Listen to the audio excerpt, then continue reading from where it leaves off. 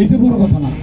আমরা ধানের শীষের পক্ষে, ধানের শীষে ছিলেন, এখন আছেন, ভবিষ্যৎ থাকবেন। কিন্তু একটি দল চক্রান্ত করে পয়সার বিনিময় এই হাদিস কোরআন বুঝে আপনাদেরকে ভুল ধারণা দেবে। এদিক থেকে মা বোন ভাই বোনদেরকে একটু সতর্ক থাকতে বলবে।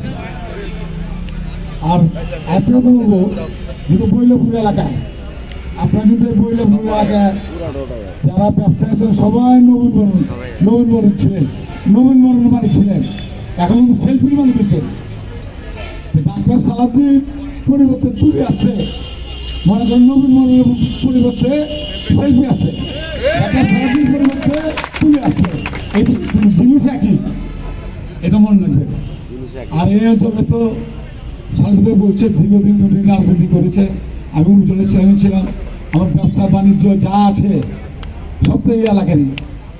আপনারা সবাই মনে প্রাণে কেন্দ্রকে দুর্বল ভাববেন না, কারোর সাথে হিংসা বিদ্বেষ করবেন না যে অমুক অমুক জায়গায় গেলো আমি এটা করবো না।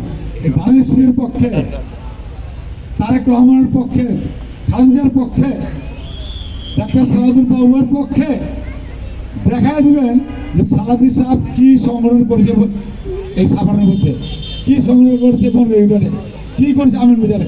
আমিন বাজার কিন্তু এখনো ডাক্তার দেওয়ান মোহাম্মদ সালাউদ্দিন যে সংগ্রহ করে গেছে এইটার প্রতিফল কিন্তু এখনো আমার বাবা পাচ্ছে, আমরা পাচ্ছি।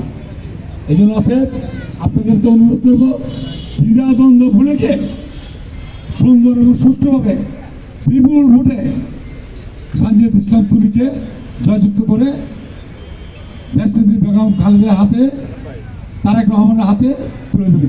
সবাইকে ধন্যবাদ। আসসালামু আলাইকুম।